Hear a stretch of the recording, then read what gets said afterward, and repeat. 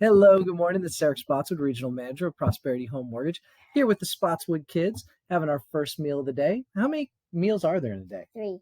And what are those? Breakfast, lunch, and dinner.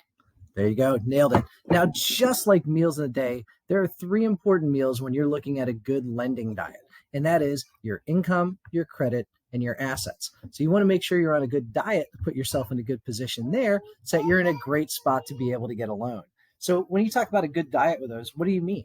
Well, when I talk about credit, I talk about just making sure that you're aware of your credit, know what your score is, make sure that you're doing the right things to pay your balances down. Balances on a credit card below 30% make your score go up. Making sure you don't have any derogatory rates, or if you do, that you're aware of them and you're working to improve your score. When I talk about improving your assets, I'm talking about making sure that anything that you have in your account has been seasoned for at least 60 days. If it hasn't, then we need to be able to source those assets, and you have to be able to document those.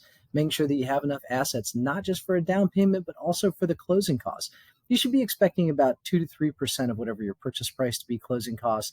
And then a minimum, if you're looking at a conforming loan, which is $647,000 under, of about 3% if you're a first-time buyer, 5% if you're not. There's some flexible options. Talk to a mortgage consultant and they can help you out with that. And then when you talk about your income, especially for self-employed, we're going to use what's actually shown on your tax returns.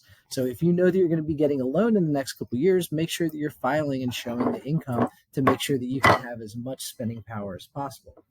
If not, if you're looking at what type of income you have, make sure that you don't change anything right before you go in and get a loan.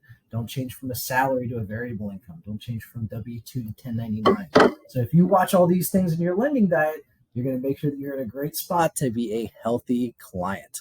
Hope everybody has a great day. And for me and all the Spotswood kids, have a fantastic day. Bye, everybody.